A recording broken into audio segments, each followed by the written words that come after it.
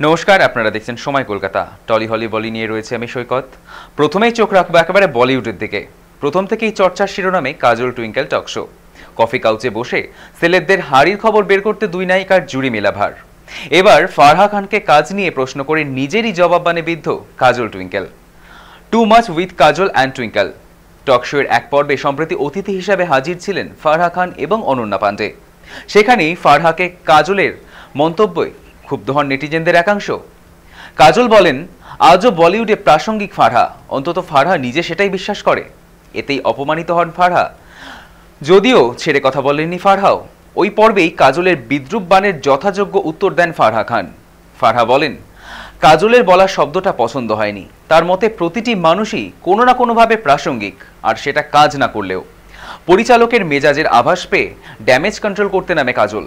ফারহা খান তার মন্তব্যে অনড় থেকে বলেন, তিনি সবসময় অনুভব করেন তিনি সন্তানদের কাছে, স্বামীর কাছে, মায়ের কাছে সবসময় প্রাসঙ্গিক।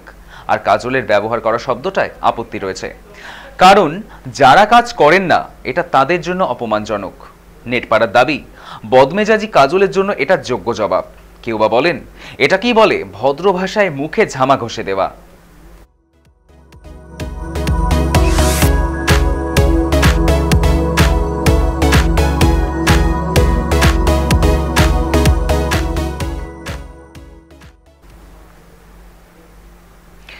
5 বছর আগে মেহুল আর বাবাইদার চরিত্রে পর্দায় ঝড় তুলেছিল ঋত্বিক চক্রবর্তী এবং শুভশ্রী গাঙ্গুলি। এবার বহু অপেক্ষার পর সেই ছবির হিন্দি রিমেক আসছে, পরিচালনায় রাজ চক্রবর্তী। রাজের পরিচালনায় এটি প্রথম হিন্দি সিরিজ, নাম জিদ্দে ইশক। শুক্রবার প্রকাশ্যে এসেছে সিরিজের ট্রেলার প্রকাশ্যে আসতেই তা নিয়ে একটা ধারণা করেছেন দর্শক। ট্রেলারের শুরুতে মেহুল ও বাবাইদার সেই ভালোবাসা, রসায়ন, আবির খেলার মতো নানান দৃশ্য দেখা গেলেও এই সিরিজের ক্লাইম্যাক্স যে বেশ অন্যরকম তা কিছুটা বোঝাই যাচ্ছে। শুধু তাই নয়, সিরিজে অদিতি পোহনকারের চরিত্রের নাম মেহুল থাকলেও বদলেছে পরমব্রত চরিত্রের নাম। বাবাইদার বদলে তা হয়েছে এই সিরিজের শেখর দা। পরমব্রত চট্টোপাধ্যায় ছাড়াও এই সিরিজে দেখা যাচ্ছে লাবণী সরকার, বিশ্বজিৎ চক্রবর্তী, বিবৃতি চট্টোপাধ্যায়, বোরখাবিত সেনগুপ্ত, রিয়া সেন প্রমুখ। অদিতির বন্ধুর চরিত্রে অভিনয় করেছেন অভিনেত্রী ও সোশ্যাল মিডিয়া ইনফ্লুয়েন্সার প্রীতি সরকার। আগামী 21শে নভেম্বর হটস্টারের পর্দায় দেখা যাবে রাজের এই হিন্দি সিরিজ।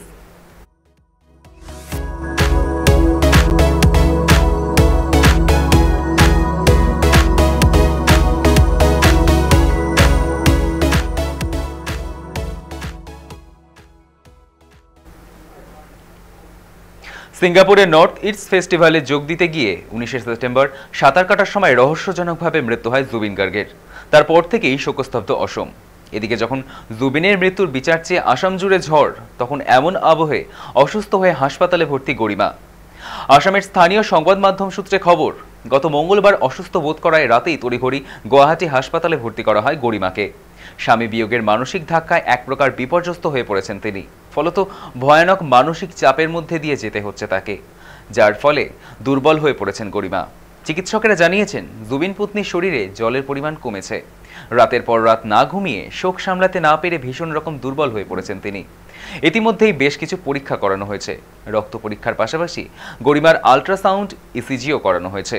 হাসপাতালে আপাতত স্বাভাবিক খাওয়া দাওয়া করছেন গরিমা। চিকিৎসায় সাড়া দিয়ে দ্রুত সুস্থ হয়ে ওঠার পথে তিনি।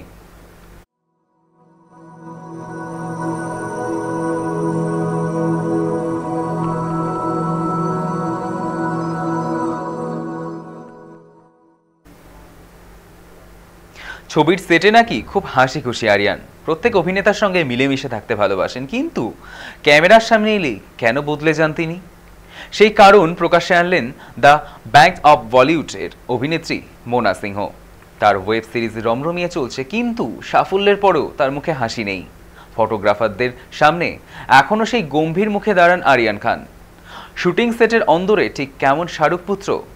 মোনা বলছেন, আরিয়ান খুবই মিষ্টি, ওর মুখে সবসময় হাসি থাকে, নানা কথা মজার ছলে বলে আর হাসাহাসি করতে থাকে। প্রতিটি বিষয় নিয়ে খুবই উচ্ছ্বসিত থাকে। সেটে প্রত্যেক অভিনেতা যাতে স্বচ্ছন্দ বোধ করেন সেদিকেও সবসময় খেয়াল রাখে। ওর কাজের সেটে সবাই খুবই আনন্দে থাকে, তবে ও নিশ্চয়ই ক্যামেরার সামনে বিশেষ একটি ভাবমূর্তি ধরে রাখতে চায়, তাই ক্যামেরার সামনে কখনো হাসতে দেখা যায় না আরিয়ানকে।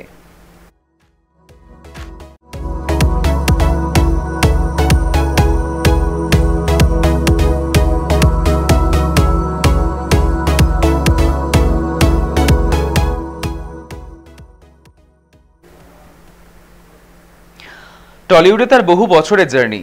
নতুন প্রজন্মের অভিনেতা অভিনেত্রীদের পাশে থাকেন সর্বদা। তিনি টলি কুইন ঋতুপর্ণা সেনগুপ্ত। শুক্রবার তার জন্মদিন ছিল। তাকে শুভেচ্ছা জানিয়ে সোশ্যাল মিডিয়ায় পোস্ট করেছিলেন কাঞ্চন ঘরণী শ্রীময়ী চট্টরাজ। সম্প্রতিকালে বেশ কিছু ইভেন্টে একসঙ্গে দেখা গিয়েছে ঋতুপর্ণা ও শ্রীময়ীকে। খুব অল্প সময়ের পরিচয় তাদের, কিন্তু এর মধ্যেই ঋতুপর্ণার সঙ্গে খুব ভালো সম্পর্ক তৈরি হয়েছে শ্রীময়ীর। এদিন ঋতুপর্ণাকে জন্মদিনের শুভেচ্ছা জানিয়ে সোশ্যাল মিডিয়াতে পোস্ট করে শ্রীময়ী বলেন, জন্মদিনের অনেক শুভেচ্ছা রইল। তোমার কাজ দিয়ে তুমি এত বছর সকলের মনে জায়গা করে নিয়েছো। তোমাকে চিনেছি মাত্র কিছুদিন, তবে তোমাকে একদিনে যতটুকু বুঝেছি তুমি খুব ভালো মানুষ।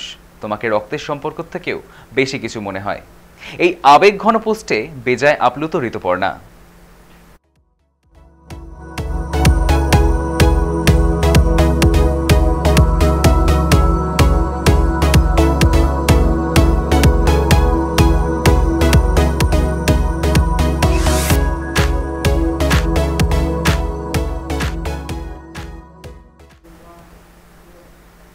একত্রিশতম চলচ্চিত্র উৎসবকে ঘিরে জমজমাট সিনেমার প্রাণকেন্দ্র কলকাতার রবীন্দ্র সদন নন্দন চত্বর।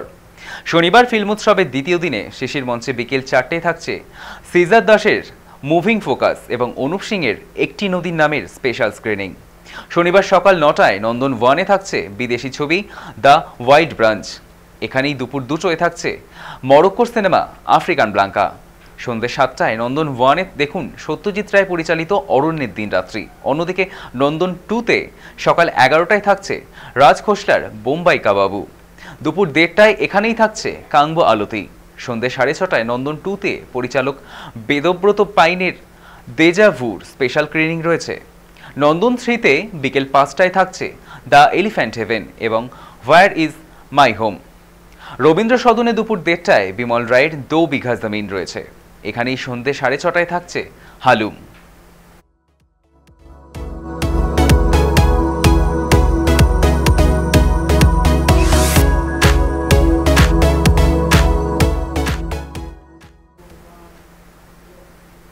টলি হলি বলি এখনকার মতো এই পর্যন্তই। দেখতে থাকুন সময় কলকাতা। সময় বলবে সময়ের কথা।